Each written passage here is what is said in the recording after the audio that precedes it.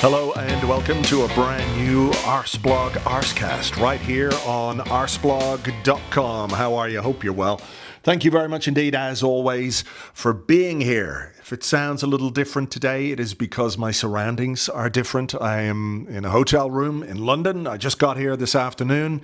I'm here for the weekend, here until Tuesday, actually, because obviously the Burnley game was moved until Monday night. It's not going to be a game where we can win the title, but I'm still really looking forward to seeing the lads. The final home game of the season is always a bit of an occasion, and hopefully we can put in a performance and get the right result, all of that stuff. But as well, of course, we have our live event at Union Chapel on Saturday evening, the now annual traditional live podcast with our friends from the Arsenal Vision podcast. So it'll be myself and James, it'll be Elliot, Clive, Tim and Paul as well. And should be good fun as always. And afterwards we go upstairs and have a drink in the bar and hang out for a bit as well. So it is a splendid evening and we're looking forward to seeing as many of you there as possible.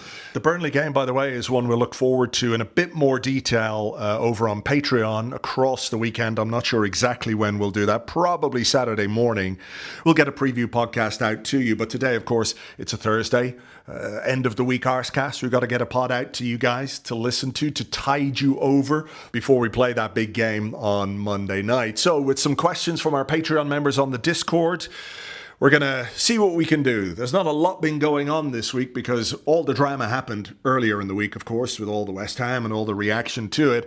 Maybe enough has been said about that. Maybe it'll come up in this conversation. You never know. With me to shoot the Arsenal breeze today from the Gunner Talk TV, I'm delighted to welcome Tom Canton. Good afternoon, Tom. Hello, mate. How are you? I'm okay. I just got to my hotel. I had a Reese's Pieces overload. Well, I had half of one. Never had one. It's got like stuff in it, like chocolate and stuff. Like I know exactly what you mean. Bits of white stuff, which I presume are, is nougat or something. It's not like bits of styrofoam, although it tasted a bit like styrofoam. I'll choose my snacks more wisely next time. But no, I'm okay. How are you dealing with this weird thing that we have right now at the business end of the season? We have had, a few days off, obviously, since the West Ham game, and Arsenal don't play again until Monday. After a period in which the schedule has been absolutely nuts, it feels kind of weird, like calm before the storm, although I hope, obviously, there is no storm, if that makes sense. Yeah, it's... I'll be honest with you, Andrew. I'm exhausted. I am exhausted from this season. I always feel bad whenever I say things like that because obviously what I do is an incredible privilege to be able to go up and down the country and around Europe following Arsenal Football Club and it being my 9 to 5. But 2 press conferences a week, pre-match, 2 post-match a week, games. The only game I've not been to this season is Sunderland away, and that's only because the travel didn't allow it. And it's just been an incredibly long, emotional, draining campaign where Arsenal haven't typically blown too many sides away, and so every win has been a real grind, and we've had to really fight to get the job done. So reaching this week where we've got now this break, you'd think I'd be grateful for it, but weirdly I'm like, where's the next game? I'm so used to there being, a game in a few days. And it's strange that we had the press conference on Thursday with the game on Monday, because now it feels like, I'm really out of swing, because usually press conference, right, tomorrow there's a game. But no, that's not the case this week. And we've got a 3-day break. I think it's probably something everybody listening to can identify with, even if their experience has been, different. You're doing what you do, I do what I do, and the content machine churns on, and that's a separate thing. But I think everybody's experience of this season has probably left them somewhere on that, like, oh, I'll be glad when this is over and hopefully we've got a trophy or 2 under our belts and we can all just sort of relax and put the stress to one side. It occurred to me after Sunday that maybe this is the season that's tipped over in a big way, where the drama of football has become the drama of the media in football, if that makes sense. Do you know what I mean? Like, clearly what happened at the London Stadium was super dramatic on a sporting level, right? You have this last minute goal. It could potentially have cost Arsenal the title. It gets overturned. We have the after review, West Ham number 19. It's pure drama from that sense. But I think over the course of this season, and I don't know what your experience of this is, and obviously you're part of the media, so I'm not necessarily pointing fingers at you, but you're sort of maybe a little more in that bubble. But yeah, do you feel like more and more the media landscape is impacting how, I don't want to say ordinary fans, but like fans of not just Arsenal, every football club are not just dealing with what their team does or doesn't do on the pitch, but they're dealing with how that is then reported and how it sort of ripples through the media until the next game. And then there's another drama, another drama, another drama. You know, it's like one thing to another. Everything is heightened. Everything has been elevated. And that's the nature, I guess, of media. Yes, social media, definitely. And kind of the content space, which we both inhabit as well, and the likes of kind of short form content, I think, as well, and the clips that you get these days that everybody's scrolling on their phones and on their laptops and getting fed these 10-second clips that just more often than not are designed to enrage you more than anything else and wind you up and get you to react, get you to comment, get you to engage, because that's exactly the food, the fuel that keeps the machine going. And I was sitting with John Cross doing our podcast that we do, The Mirror, and I said to him, it was recorded, so it's fine me saying it. I said to him that I'm really still quite new to this, and John's been in the game a lot longer than I have, with respect to John's age. I said that you've gone through these different eras of reporting on football and how it's changed. And I feel at the moment like I've almost come into it at the worst time in some ways, because everything's enraging me all the time. Everything's designed to get me angry, designed to get me to react. And I remember when I used to follow the journalist that I looked up to, they tweet about their story, and that was it. That was all they would tweet. But I'm sitting there arguing with a 15-year-old from another country miles away from me because he's insulted my club. And I have this innate desire to defend Arsenal when I can because it's my club, objectively so. But yeah, it's just, I think that the state that we're in and the punditry and the way in which clips in particular and short form content is so geared to wanting to get a rise out of us as supporters generates this. No, it absolutely does. And I said this on the Arsecast Extra with James on Monday. It was just remarkable to me to see Match of the Day 2 and Darren Cann explain everything, completely succinct. You couldn't misinterpret what he was saying in any way. There's the explanation. And yet, despite that, the man sitting next to him, former Republic of Ireland goalkeeper Shay Given, felt like he could just ignore the truth and ignore the facts to stir up the controversy. And he was like far from the worst over the course of this week, and maybe we don't need to go down that road again, but I think it is part of why people are so tired and so exhausted. It's because, like, you win a game, you should be really happy at winning a game against West Ham, but you're just sort of brought into this quagmire of cuntery that exists by these people. Great phrasing. Thank you very much. Maybe I need to rebrand the podcast to Quagmire of Cuntery.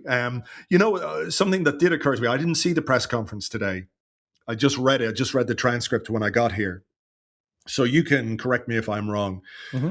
But there were a couple of questions to Mikel Arteta about potentially watching the game on Tuesday and the possibility that if Arsenal beat Burnley, if Manchester City slip up against Burnley, or against Bournemouth rather, Arsenal could win the title. And he was absolutely dismissive of that in every way. And it's always been his method, is to sort of play his cards close to his chest, or not to give anybody any ammunition, right? You don't give the opposition ammunition. You don't give the opposition fans ammunition.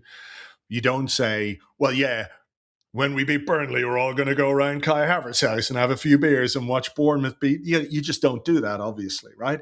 Mm. But there are managers, I think, who are maybe a bit more predisposed to that kind of stuff, to making proclamations in the media. And it strikes me that the dichotomy between Arteta as this guy who does not want any of this media fuss and Arsenal as a club which generates so much of that media fuss is really quite interesting. Yeah, I spoke to a good friend of mine, Dharmesh Sheth at Sky, and he says that Arteta's always best when he's lost. And he always speaks the best after kind of Arsenal have a defeat or a bad result because he's like this rousing person. But other games, like we've just had a really great run of form, he could not be more dull if he tried at times. He just wanted to shut things that he does not want to give any fuel to the headlines, to the media, to craze, to just kind of sidestep anything, to go off on a tangent, to give there a secondary side quest to anything that's going on. And yeah, you're right. He completely shut down any mention of, I think, the reference to Jamie Vardy and the Leicester kind of party that was had as well. Yeah. And he was like, he apologized. He was like, I'm sorry. We're not thinking about that type of thing. We're only focused on Burnley and winning that game. And, the reality is that footballers are typically, 20-year-old guys, and they're very tuned in with social media and what's going on. I have no doubt in my mind that there's already a personality that's at the forefront that's probably going, right, guys, if this happens, you're coming around it's definitely going to be going on. Sure, why not? Yeah. Of course, because it's very natural. And obviously Arteta in the press is just going to want to completely pour the flames over this. He's going to want to piss in our cornflakes and just completely remove all the emotion from it and just be like, nope, we are focusing on Burnley. And that is the right thing to do. He can't be criticised, for that at all. That is the right thing to do. Yeah. No, I think it absolutely is.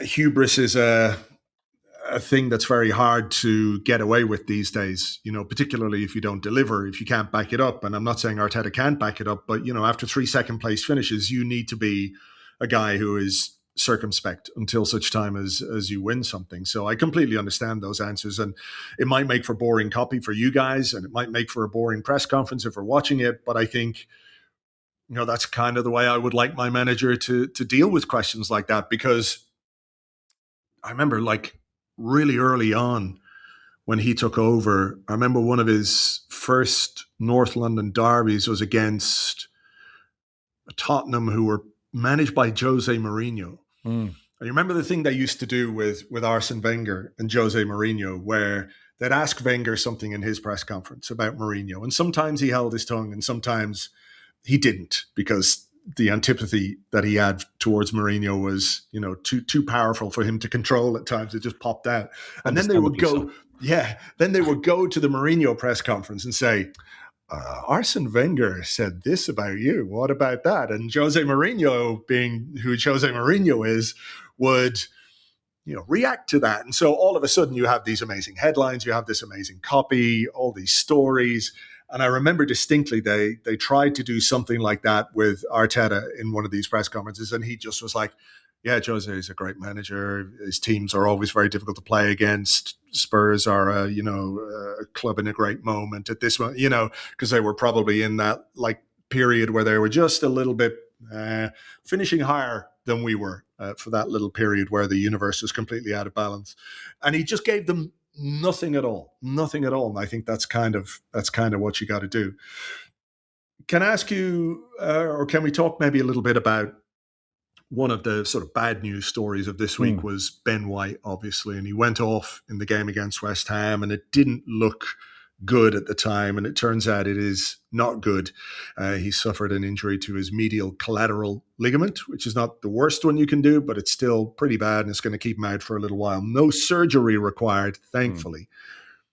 But it's a real blow for Ben White, isn't it? It's a blow for the team, obviously, because Jurrien Timber is still out.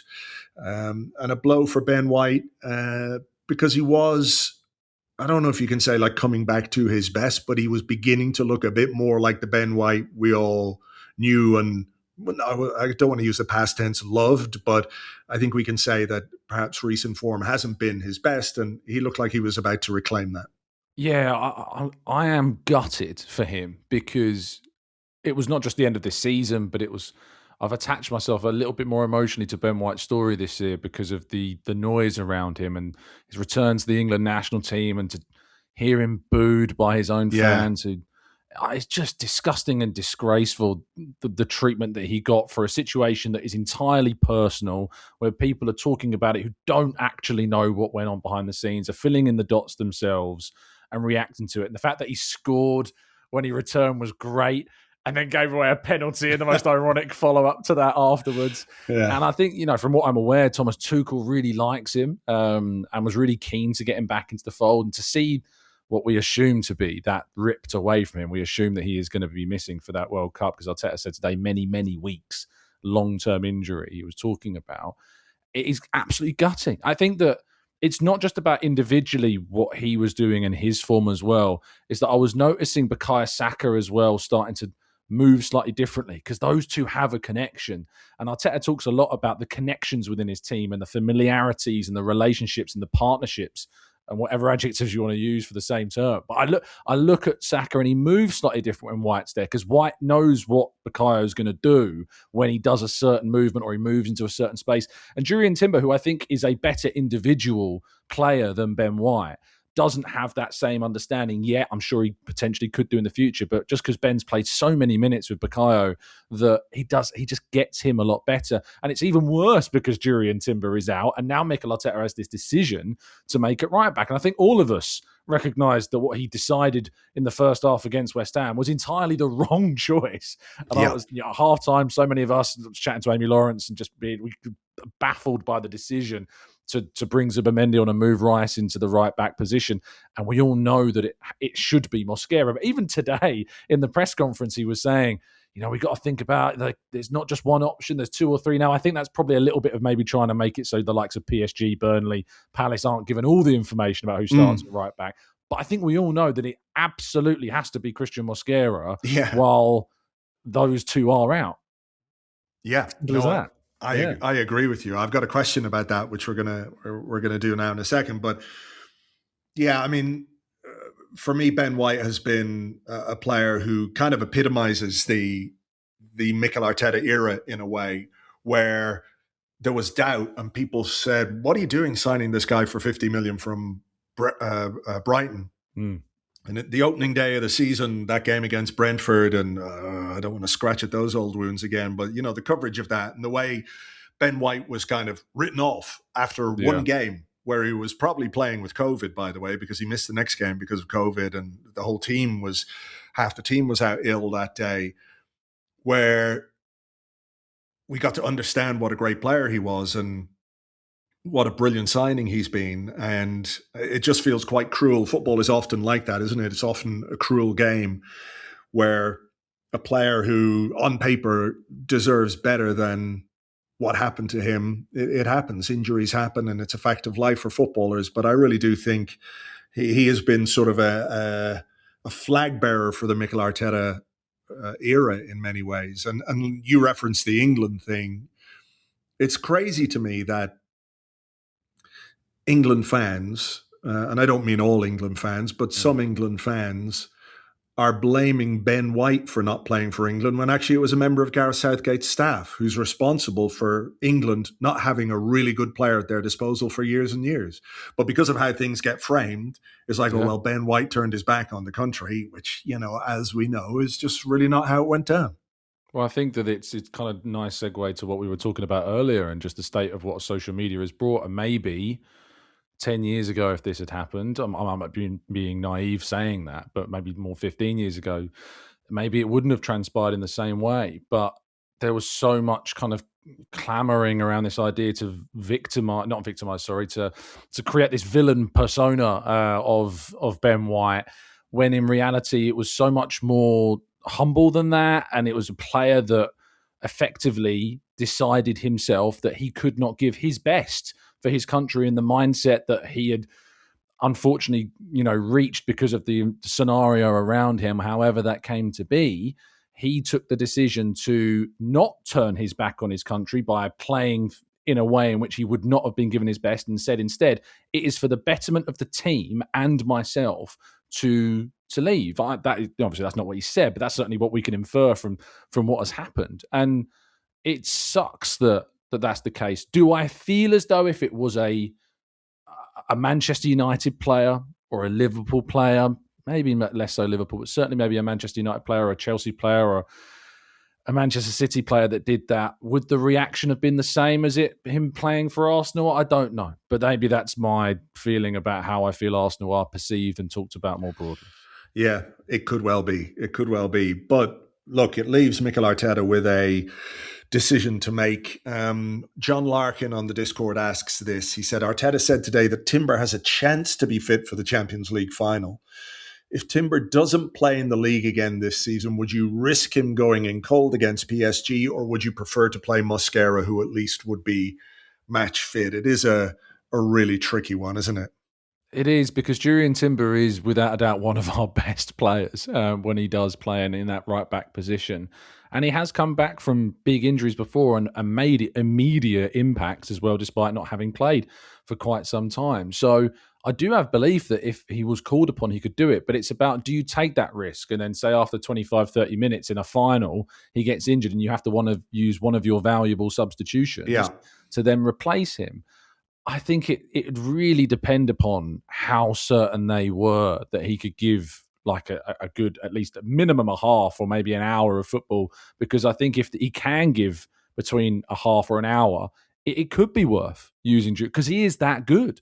So yeah, it's really, really difficult. And he is pushing exceptionally hard to try and make it back. And it shows you just how much of a leader he is by what he's doing off the pitch as well. And he was there, of course, with the players on the pitch at West Ham the other day. So fingers crossed. But there is a little part of me that thinks, will we see him on the bench against Crystal Palace? And maybe he gets like 10 minutes at the end of that game to see how he might, respond. But we'll see.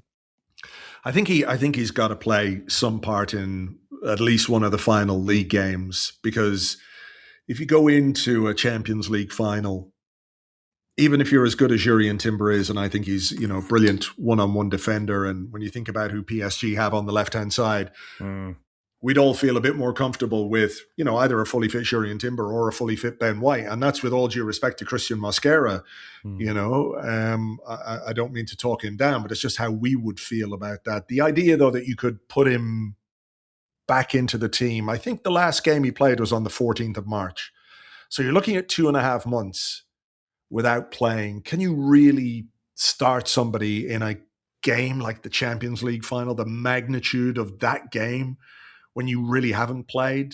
Like, it has happened. We have seen it. Sure. I think Kevin De Bruyne came back from Manchester City potentially. I think that Real Madrid, off the top of my head, and I might be wrong, and apologies if I am, I feel like maybe Danny Carvajal was another one that ironically in the same position as Timber. I just feel like I remember it happens. And then there's these stories. I remember Per Mertesacker coming back, for an FA Cup final and being brilliant for Arsenal. Oh, so, yeah. It can happen. Wow. It can happen. Yeah, maybe. Jurrien Timber channeling the example of Per Mertesacker in that final against Chelsea. My God, yeah, that was brilliant, wasn't it? Back three of Monreal, Mertesacker, and Rob Holding. Yeah. Okay. Good times. How far? Good times. How far indeed. Hey, listen, we won the FA Cup. We did indeed. Against 10-man Chelsea. Aaron Ramsey doing his bit. Okay, what about this question? We sort of touched on it, and we're not Mikel Arteta, so we can talk about it. It's Mia Miller on the Discord, who says, how would you feel in the event that we won the league while not playing, if City didn't win against Bournemouth next Tuesday and we beat Burnley, which we still have to do, we take nothing for granted, etc., etc. He said, do you think this would feel like an anticlimax to the players? Obviously, we'll take winning in whatever way, but it would be a shame to have it wrapped up and then not play for 5 days. I mean, I will say there's the perfect way to win the title, right? But there's also many ways to win a title. And I don't think I would be in any way feeling anticlimactic if we do what we need to do on Monday night and Eli Jr. Krupi smashes in a fucking 89th minute winner for Bournemouth. I will not be feeling anticlimactic, I can tell you. I couldn't give a flying if Bournemouth hand us the league. I could not care less. I will be so jubilant, and I will be watching it from home, so it's not like I can hop out into the streets of North London because I'm southways. But I will be over the moon. I won't be sleeping. I'll be so excited, and delighted. So I understand the premise of the question, certainly, and the emotion behind it. And yes, I would have loved to have of us to be able to go into that Burnley game knowing that a win secures it. But if it happens to be that, as you say, Junior Krupi smashes one in and hands Arsenal the title, and for the record, that was my prediction. I thought that was what would happen. I thought City would hand Arsenal the league at Bournemouth. When Arteta said about this new season, the last 5 games, or just the way in which it was going, I thought that was what would happen. So, yeah, I sincerely hope that it does, and I hope that it doesn't have to go to the final day, because I'd quite like the final day to be a bit of a party, to not have the pressure of knowing that you have to win at a place that has been somewhat notoriously tricky, even though Palace have nothing to play for and they've got a final in a few days. No, give it to me as early as possible, please. I'd like to pre-order the Premier League title. Thank you very much. Yeah, absolutely. I hope you're right about that. I hope you're right about that when it comes to the Bournemouth game. I think there was a question, I can't find it here, but basically, and I apologize to whoever it was that asked it, who doesn't get a name check on this, but they were asking about, oh, here it is, A.B. Gooner. Are we wrongly assuming that Palace will field a weakened team? I realize we're talking about a game that's not even happening for, whatever it is, 9 days or whatever. But there is that assumption, given that they have a Europa Conference League final 3 days later. I think what we can say with certainty, though, is that whatever happens in the Europa League final between Freiburg and Aston Villa, Aston Villa will not give a single shit about the game that they're playing against Manchester City on Sunday. So, we can't let it get to a point where we need anything from Villa, because that won't happen. Yeah, Unai Emery's notoriously thrown all of his trips to the Etihad every so often. He's like, even though he's done Arsenal favours by getting wins at Villa Park and obviously then beating us there as well, but he's notoriously done that. So, yeah, Oliver Glasner actually spoke after the game last night about the rotation that City fielded ahead of their cup final. He said, Man City have a huge final in 3 days, so maybe it is the legitimation to make a huge rotation against Arsenal, which is kind of funny. Because he's legitimation, I like legitimation, yeah. It invented a word. But if it means that they're going to rotate, I'm all for it. He did say, I think in another quote, that he wouldn't be playing like any kids and like under 21s, but I think that he will certainly rest players. I mean, if the shoe was on the other foot and Arsenal had a nothing game at the end of the season, and which they might yet do, ironically, with a Champions League final in a week's time, if it is already won by the time we get to Palace, if Arteta goes with their 11 that are going to play the Champions League final, if the title is already won at Palace, I would feel somewhat frustrated, I think, by that, considering PSG have, I think, 2 weeks break before the Champions League final as well. Do they? Yeah, wow. I think they have an extra break compared to us. And listen, people will have seen already the way that they've used their squad this season and the minutes that they've had. Like Ousmane Dembele's played like 4 games all season or something like that. It's ridiculous. Yeah, and he's still Liga Player of the Year, by the way. Yes, well earned, young man. I'm sure he did great. But look, those are things we can maybe talk about a little bit later next week, when hopefully we have beaten Burnley, and hopefully Bournemouth will have done us a favour against Manchester City. And I think actually there's a game, it's tomorrow night, isn't it? Liverpool or Villa against Liverpool. So I think what we want from that game is a big Liverpool win, because that gives Bournemouth the opportunity, if they beat Manchester City, to overtake Aston Villa. They're 4 points behind, so they go 1 point behind them. Yeah. But as we said, Villa are just going to be pathetic and dismal on the final day at the Etihad, right? Sure. So if Bournemouth beat City, Bournemouth could then go above Villa and finish in 5th, and there may be 6 Champions League places this season. But that's still huge motivation for Bournemouth, isn't it? So we kind of want them to do, we want Liverpool to step it up a bit at Villa Park tomorrow night. It's worth saying that, and you mentioned it, that 6th might be. I think that it's kind of, I know what you're saying about the extra motivations, but because the Europa League final is on the Wednesday and the City-Bournemouth game is on the Tuesday, Bournemouth know that if Villa win the Europa League and finish 5th, 6th place will become, a Champions League spot. So they already have that motivation even before the Europa League. So it's there. There's reason. Yeah. There's reason. Yes. 16 games unbeaten are Bournemouth, I was told today, which is staggering. The last game they lost was against us. The 3-2 game at home that we beat them, which is, when you look at it, a really, really good result considering what they've done since. Let's have a look at this one from Just W. Bennett. And I think this is maybe an interesting one. Despite the goal obviously being disallowed, this is the one against West Ham, the analysis afterwards also focused on potential fouls by Rice and Odegaard during the West Ham corner. Do you think this and the level of scrutiny over the decision will lead to Nicolas Jover and Mikel Arteta coming up with new plans or warning the players to be more careful at set pieces at both ends?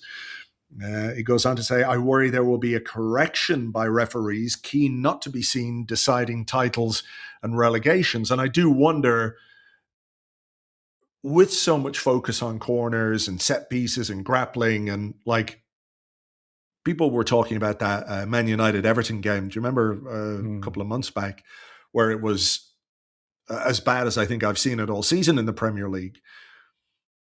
Are we looking at some rules for next season that might be applied to try and stop that? The way they come up with the thing they come up with, you're not allowed to kick the ball away, you're not allowed to touch the ball, and we saw that being applied only to Arsenal players. Declan Rice and Leandro Trossard were the only ones who ever got that rule applied against them.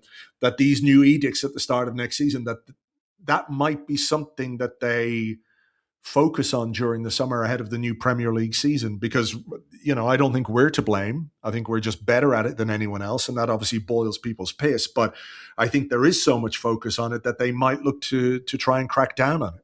Yeah, I think we had it with the handball rule a little while ago as well, where they changed it a few games into the season because there were so many penalties being given away from the rules that they'd implemented to try and curb the handballs that were supposedly not being called up at the time in the box. So, yeah, Arsenal, I think, already are starting to adapt. I think we've seen us use some short corners a lot more than we had previously. Obviously, we got a goal from that as well recently too, and Eberechi Eze's goal, of course, which was a fantastic strike and a well-worked goal, but not to the delight of the crowd that had to sit through the two preceding short corners before we scored.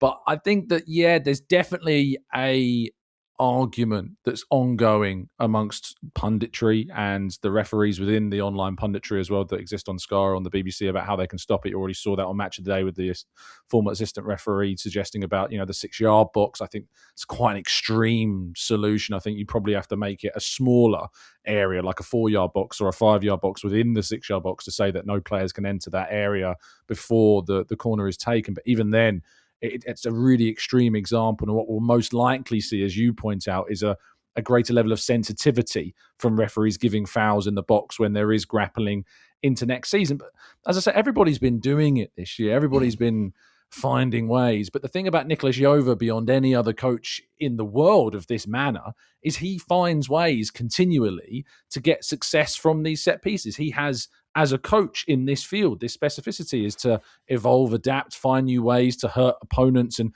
to do new things that gazump them. I remember sitting in the Parc des Princes seeing us do long throws in a UEFA Champions League semi-final. I couldn't believe what I was seeing almost. But it was designed to hurt oppositions, and we will find new ways to hurt oppositions. But I think there's going to be a crackdown incoming. Yeah, I'm so curious as to what they do or how they do it, because right now it is essentially unrefereeable when players are doing what they did in that corner that we talk about, the West Ham one, when David Raya was definitely fouled. But there's a lot of holding, there's a lot of grappling.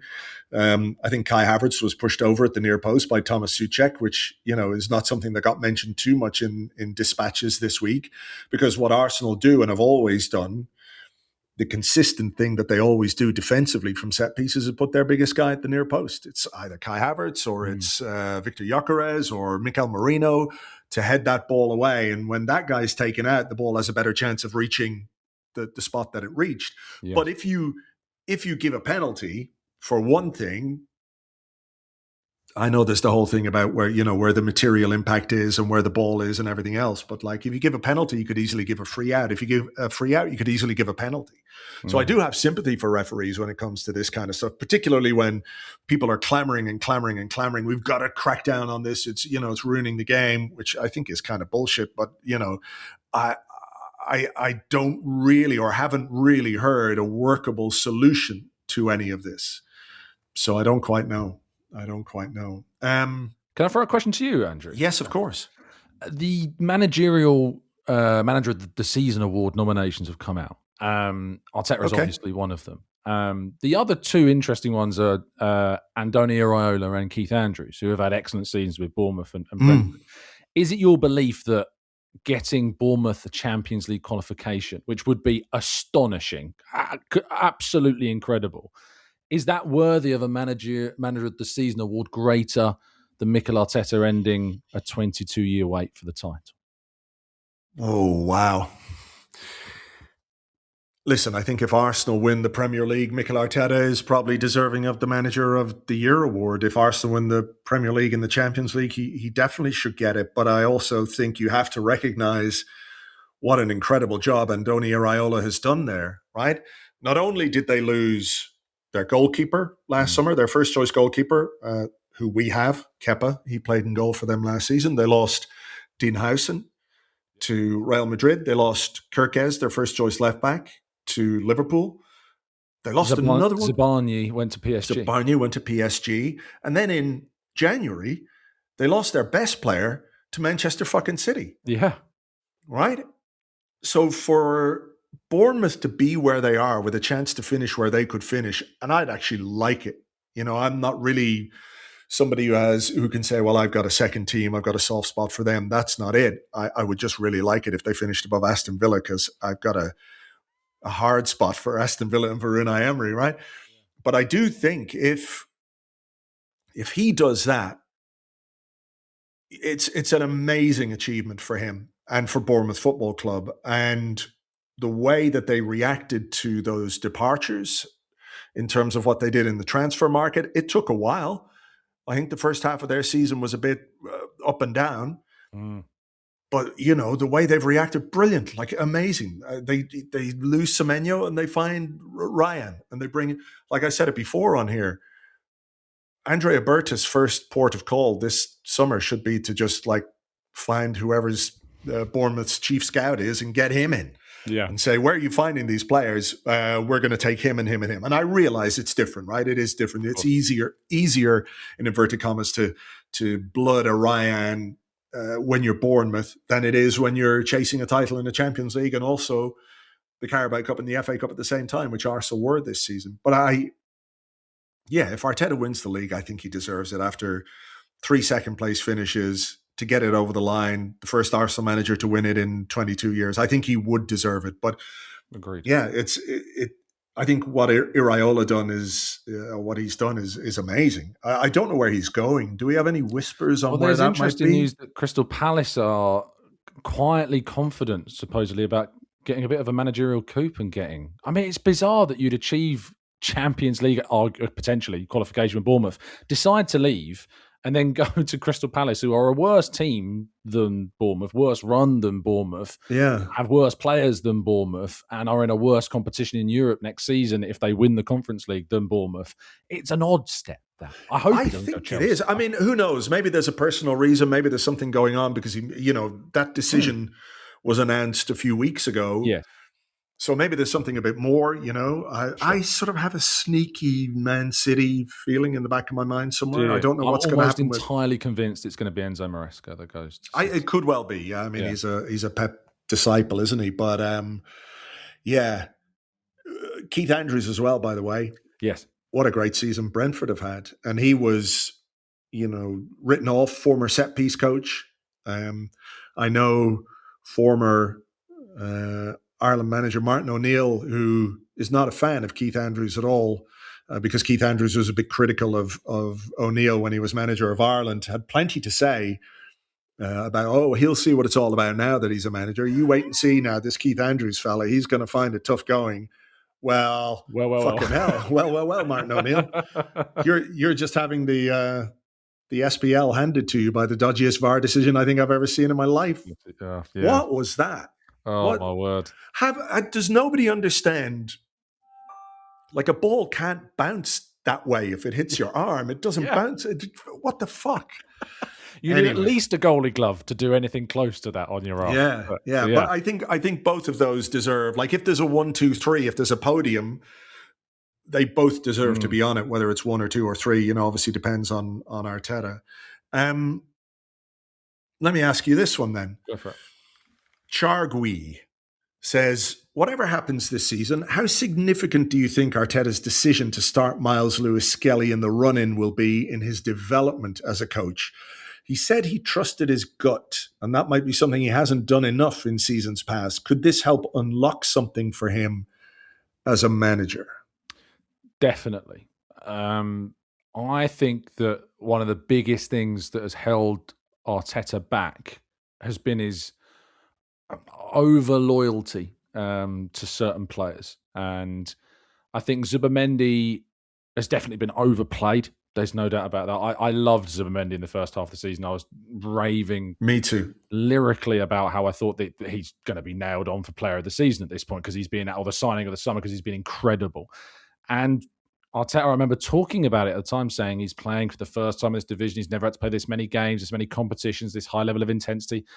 And yet, despite him telling us that, he continued to play him. And as a result, we saw the impact of that. And his form has fallen off a cliff. And I fear as well that he's now got to play a World Cup as well, what that's going to do for him. But hopefully he can get a big rest before the new season. But going back to the point, I think that it was really intriguing to hear what he said about Myles. I think it was Art de Rocha who deserves the credit for asking the question around what he'd learned from Myles, similarly to what he'd learned from Eze when he was asked about him as well when he was out injured. And he was very open and honest. And Arteta, he's very guarded, as we've talked about before, and doesn't like to give too much out. He effectively admitted that, Myles did not react very well in the first instance of coming back to pre-season and learning that he wasn't going to be just, second choice left back, but arguably third choice left back when Nkapie arrived. And it's taken a while, and he's had to guide him, and he used that word a lot, guiding him. And he's taken a huge risk in a Premier League game. Yes, we had to make some changes and add some freshness before the semi-final against Atleti.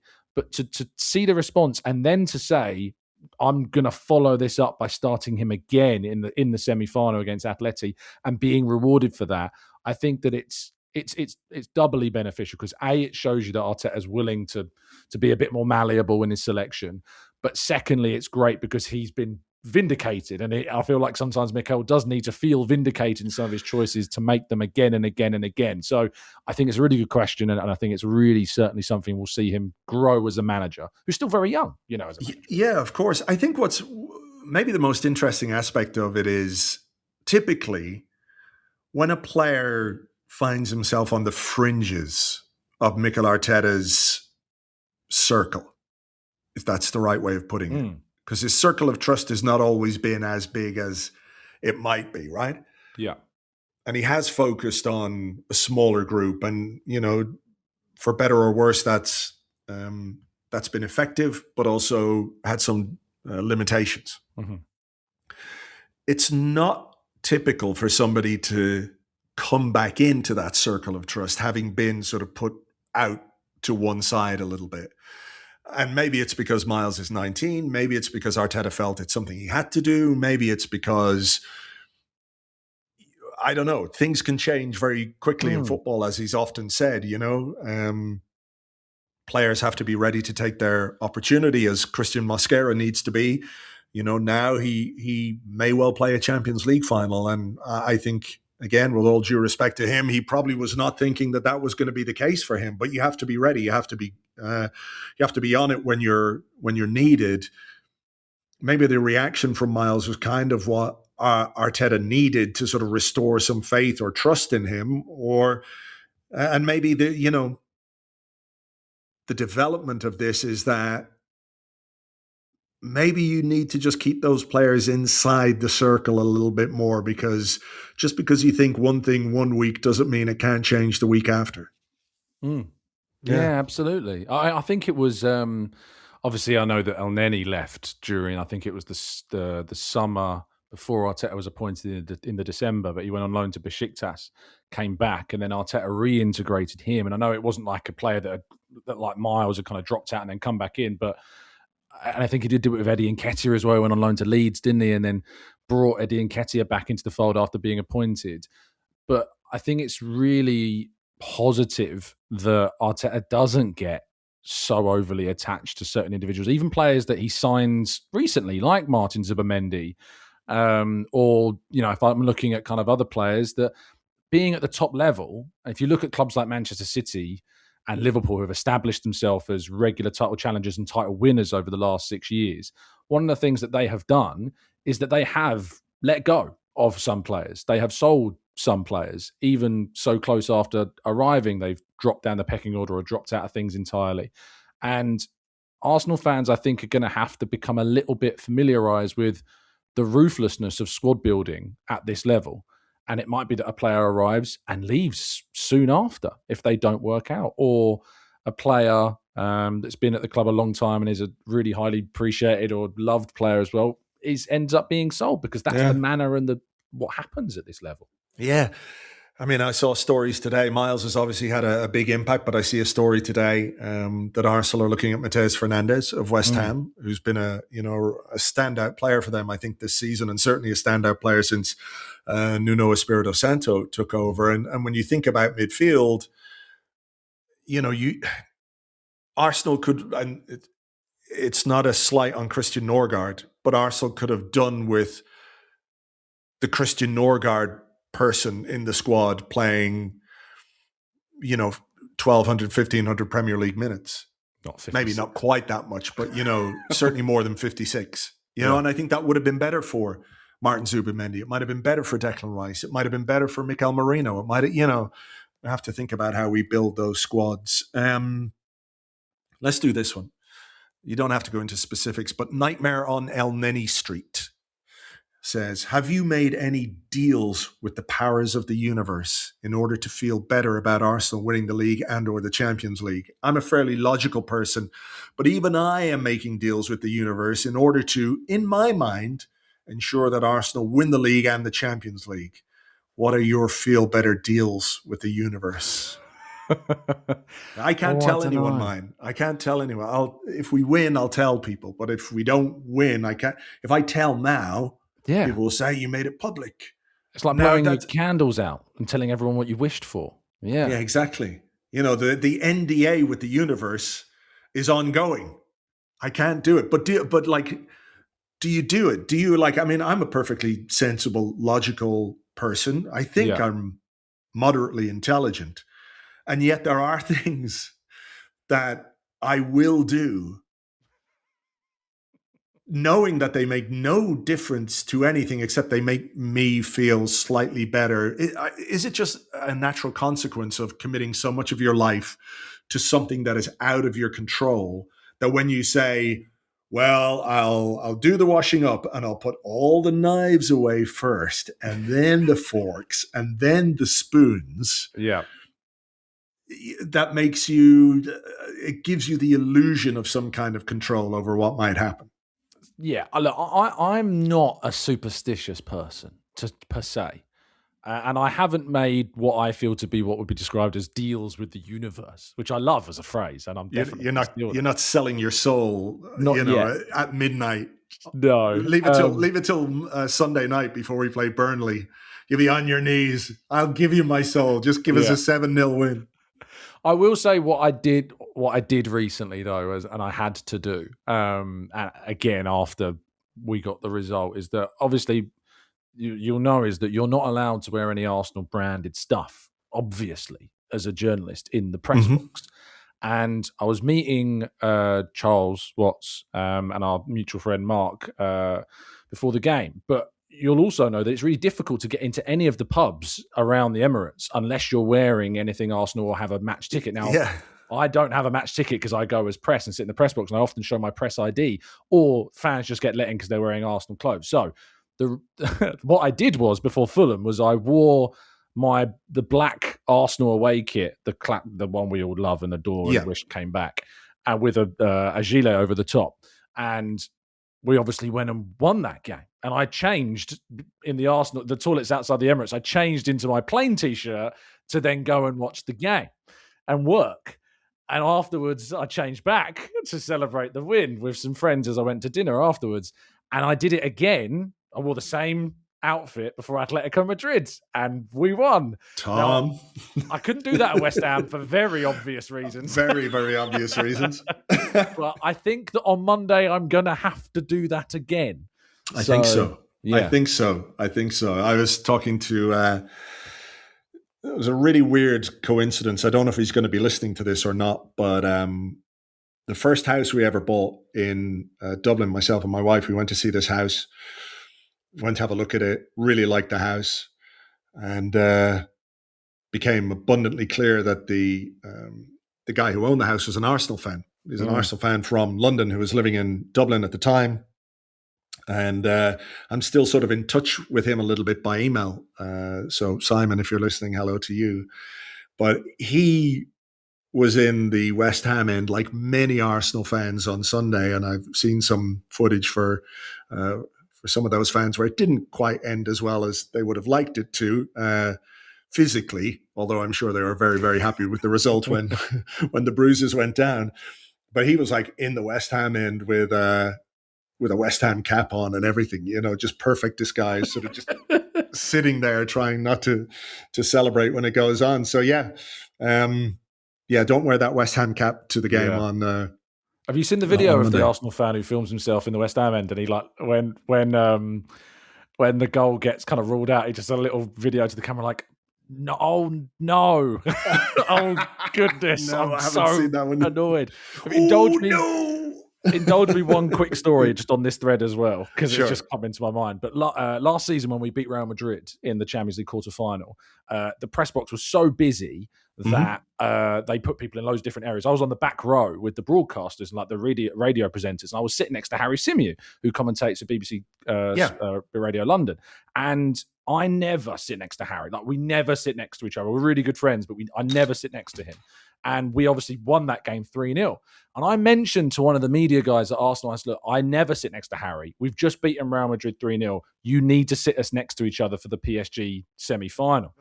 Now, Harry, the traitorous man that he is, decided that he wasn't going to work the PSG semi-final, and he went to sit in the stands as a fan in his season ticket.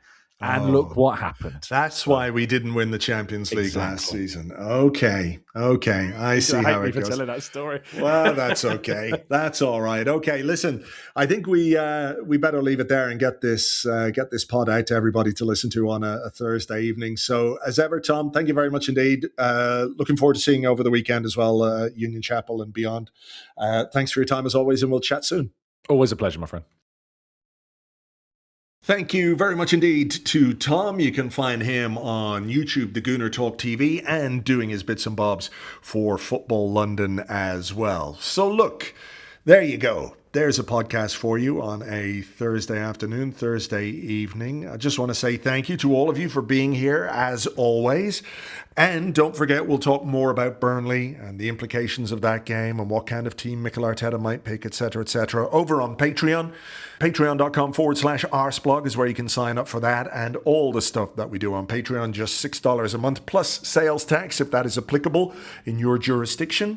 As for me, I think I might freshen up a little bit and get a beer. Seems like a decent thing to do in London town on a Thursday evening. So again, thank you so much as always for being here. Hope you enjoyed the show, and we will catch you on the next one. Until then, cheers. Bye-bye.